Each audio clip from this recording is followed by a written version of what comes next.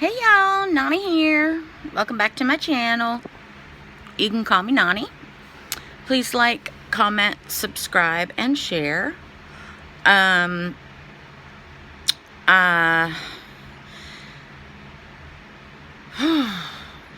Physically, today has not been a good day for me. I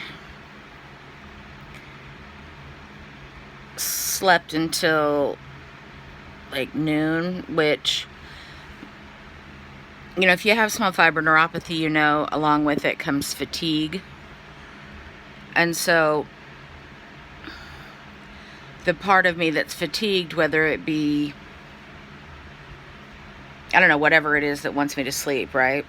I guess that's my brain. I don't know. I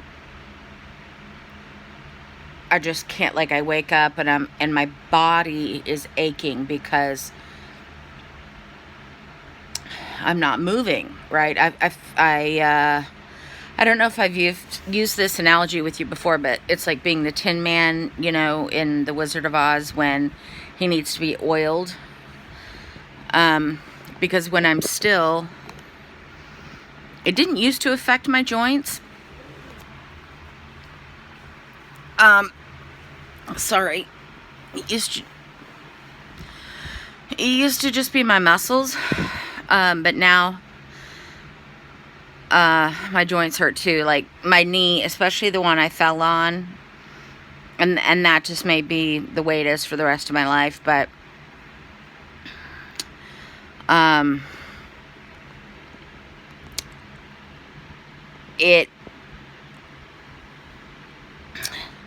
it's so painful that it makes my whole leg hurt. It's my right leg. I mean, every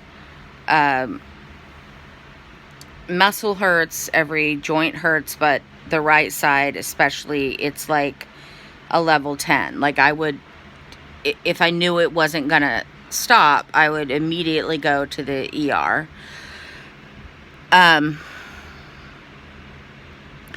But I know it's because I've been sleeping, but I just could not. I was so fatigued. I was so tired. I couldn't wake up. So all I can do is the pain will wake me up, and then I'll, you know, move my body around because it also hurts. The more I lay on one side, that side hurts. Plus my arm has been killing me today. My left arm, you know, that I always say hurts. But it's like this part right here, and then what would be my bicep if it wasn't just old saggy fat. It's burning, but it's not like the skin burning pain that you get with this. It's like a tearing away from the muscle burning pain. It feels like all of that muscle here, and here is tearing away. And it hurts so bad. So, and I usually have a lot of heating pads, which I know heat is not the best thing. But it is in the moment when no amount of drugs makes this any less painful.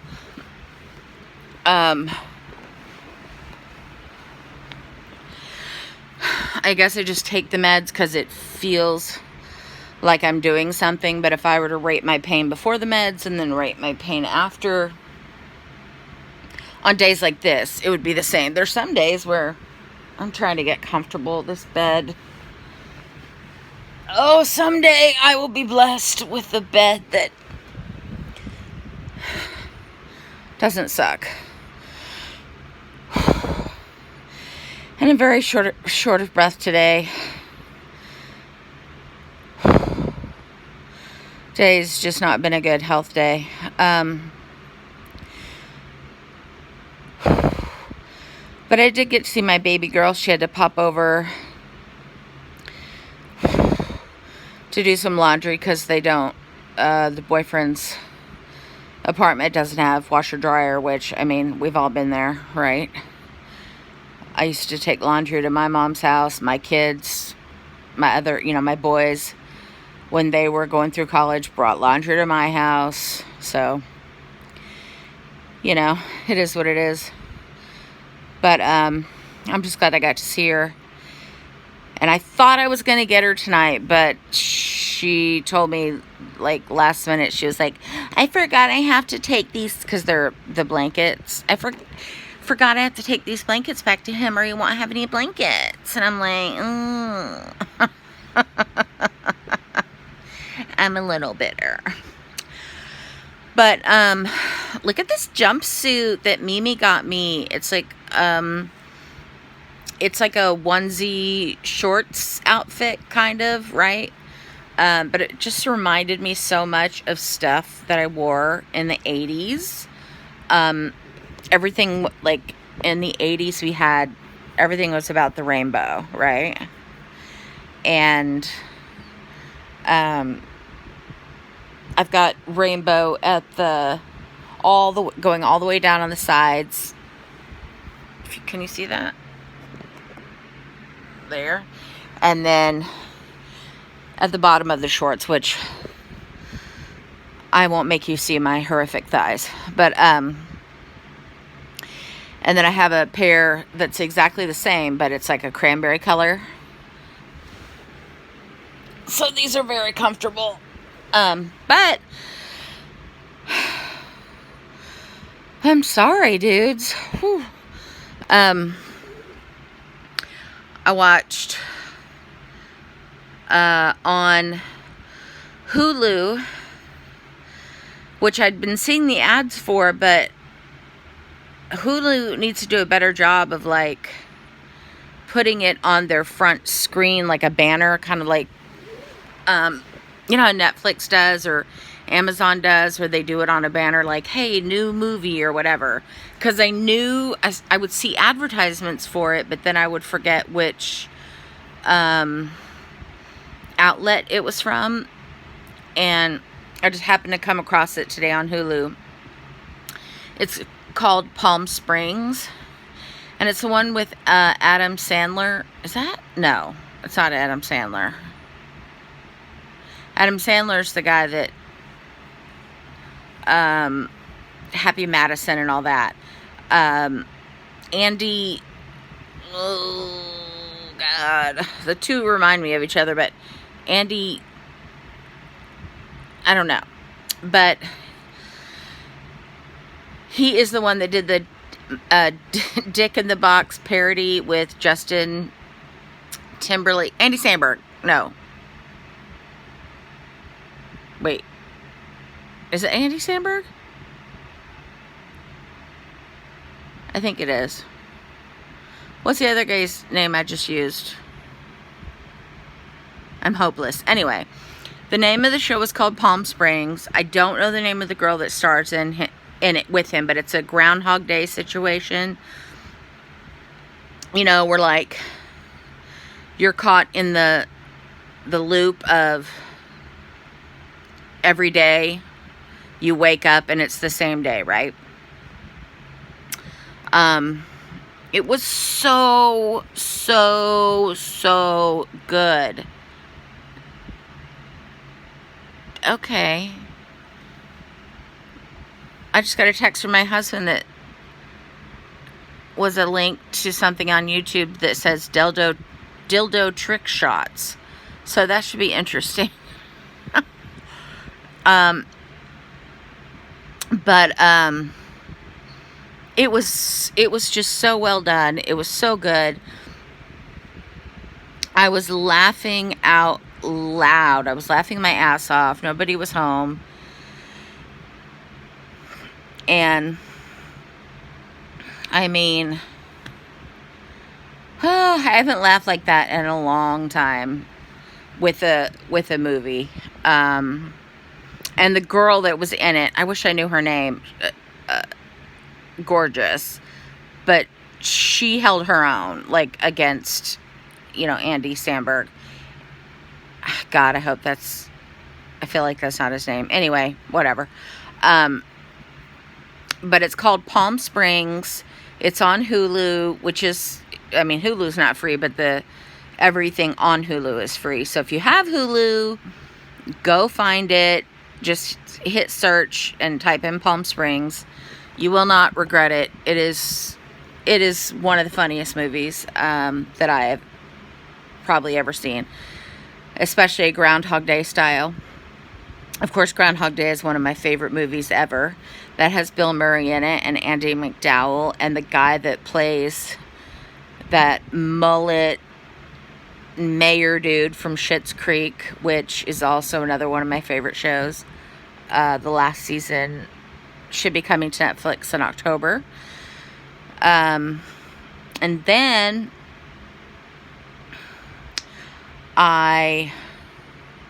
because I was supposed to go, like, Kelly kind of took the morning shift with Bailey, like, she had to go to work, and then, you know, he went and got us food, and blah, blah, blah, blah, blah, and I was supposed to take the evening shift, which was pick her up from work, bring her back here, have her do her chores or whatever, because I'm going to get as much work done out of this girl as I can before she leaves, and then I'm back to scooping the frickin' kitty litter. And then I was supposed to take her back to boyfriend's house, but I was in so much pain, and it was just escalating, and you get to this point where you're like, I can't do it, and I just was like, that's it, I'm done. So I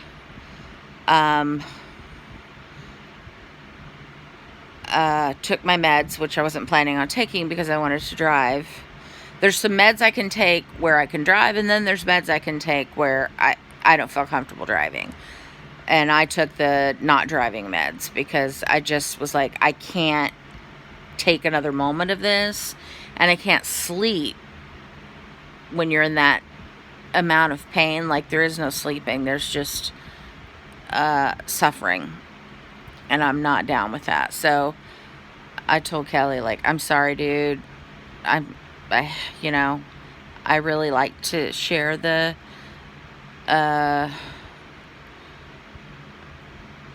responsibility of stuff, but I've learned through this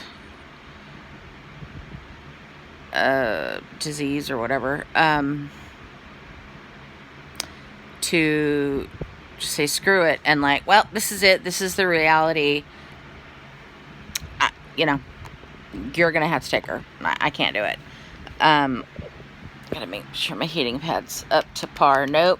Funny thing is, every time my heating pad goes off, like, I can't physically see it, but I can feel it, because I have a heating pad on my back 24/7. And I know, like, the second, like, it's still hot, but I know the second it's not as hot as I'm used to, that when it goes off, I need to check it. And that's a whole other set of problems. Like,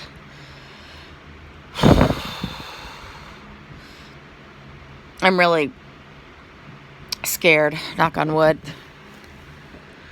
that I'm going to end up with some kind of skin cancer on my back / tush, because I keep a heating pad on my lower back at all times, because the pain is just insufferable. And I've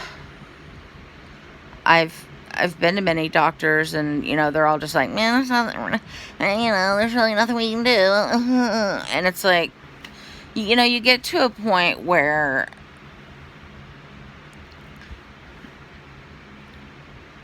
especially for me,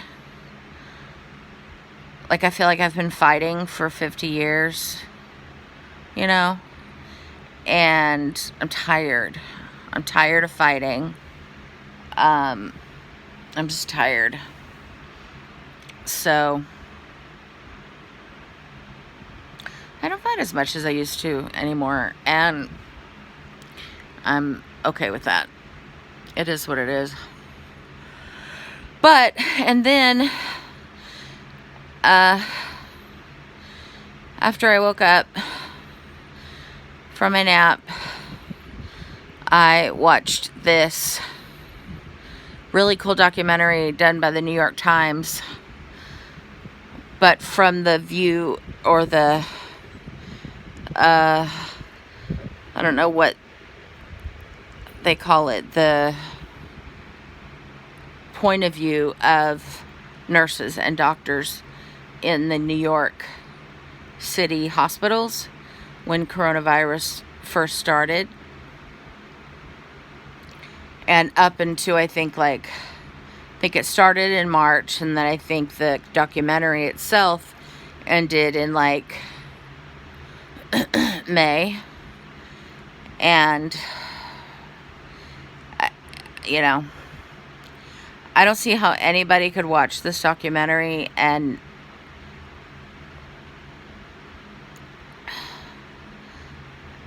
think that this is a hoax. You know, they show patients that you get attached to. Of course, the nurses are attached to, the doctors are attached to.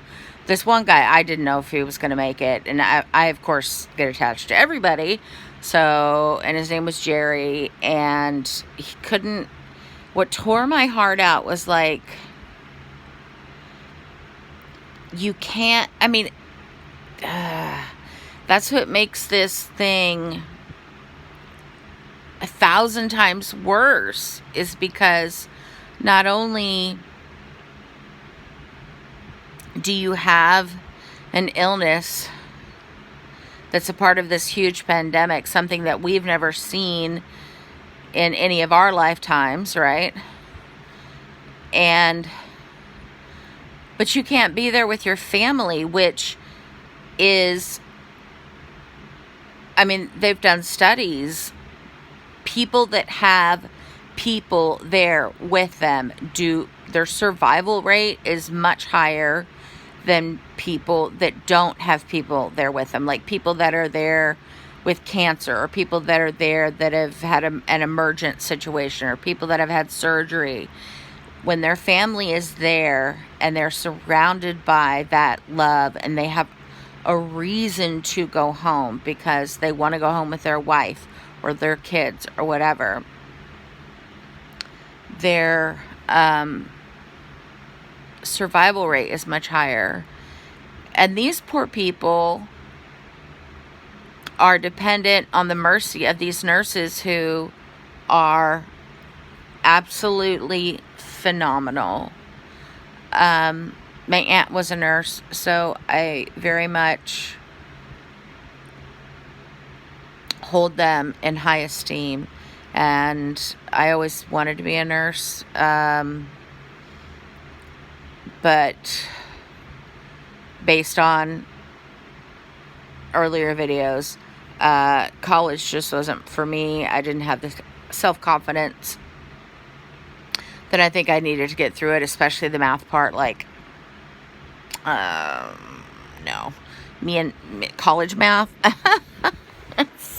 that's funny. No. But that was definitely, when you're a kid and you put down like, oh, what do you want to be when you grow up? A mommy and a nurse. And I think I put waitress on there, which I think I was a waitress. Was always at the top of the list. And and these nurses were these, and it had doctors too and everything, but they're such beautiful people. The care and the love and the risk that they are putting themselves in, and their families, in terms of like, they may not make it. There was a nurse that got coronavirus, and she was pretty young, and she died. And that was really sad. And then there was a doctor that was the mentor of one of these young ladies that was on the show, like they asked all these doctors and nurses to like get on video throughout their thing and like document what they were doing, what they were experiencing. And she was like, today my mentor killed herself because she just felt so overwhelmed. And she made a really good point, the girl that was talking about her mentor, because she was like, for right now, there's no end in sight. Like, we just keep getting surge after surge after surge, and you're like, is this it? Like, is this what our lives are now?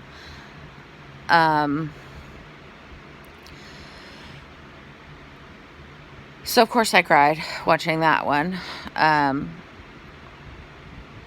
But it's definitely worth the watch. It's only an hour. It's also on Hulu. Just type in New York Times in the search bar, and you should be able to find it. It's worth watching. I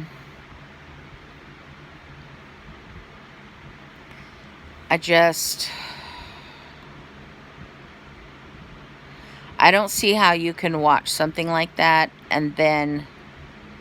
Well, first of all, I guess people that believe this is a hoax would never watch anything like that, because they would just think it's another hoax, right? It's, oh, this is just propaganda, created by Biden and the evil Democrats and all that, and it's not about Democrats or Republicans or whatever. This is real. It's happening. People are dying, and they're dying alone. Because towards the end of it, the nurses and everything, they were like, normally we like to stay with our patients, especially when we know, like, they're not going to make it. But they're like, it's no longer an option, because we have so many more sick people coming in, and they need our attention. Like, we know we can no longer help this patient, and so these people are dying alone, and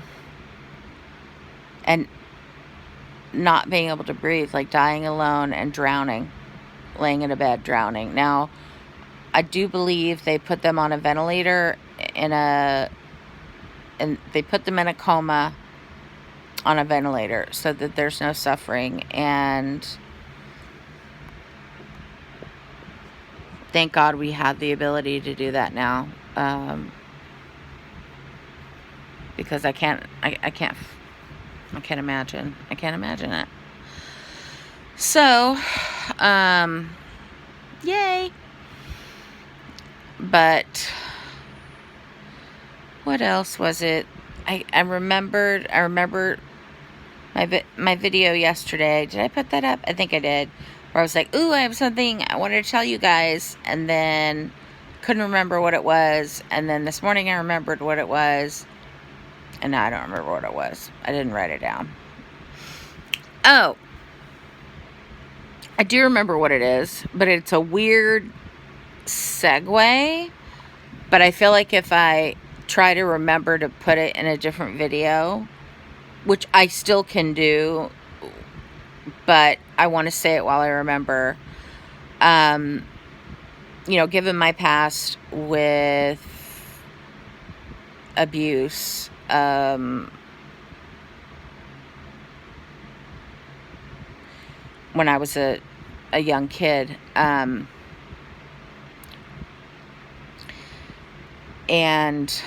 I have grandkids. A lot of the times, when you go somewhere and you're introducing your kids for the first time, like, oh, here's Uncle Joe, go give him a hug. And they don't want to, because they don't know Uncle Joe. But you're like, hug him, go hug him, give him a hug. And Uncle Joe's, down on his knees to meet the kid at their eye level, and like, come on. And the mommy or the daddy are like, go do it. Go do it, and we've all been guilty of that. I used to do that with my kids too, but there's this new, I don't know how new it is, but new to me,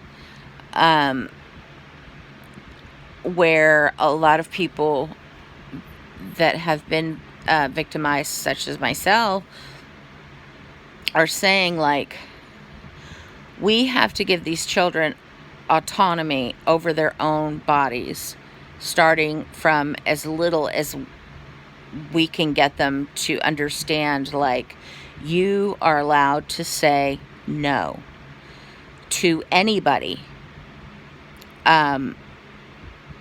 You can say no to your mommy. You can say no to your daddy if they want a kiss or a hug and you don't feel like giving one. No. Allow your children to have physical boundaries. My daughter and I have physical boundaries. Because she's very anxious, she does not like to be when her back is turned. She doesn't like you to come up behind her and touch her, even if it's the smallest, softest touch on her shoulder or whatever. She doesn't like it. And I respect that 100%. And I stopped doing it when she asked, and I ask her, can I have a hug and a kiss? And if she doesn't want to give that to me, I'm like, okay, I respect her personal boundaries. And she's 23, you know what I mean? Like, we need to give these children permission to say, no, I don't want to do that right now. Because they are much more likely to, pedophiles and child predators, they don't look for the children that are like, no, I don't want to. Now, unfortunately, in my case, I was a very outspoken kid. And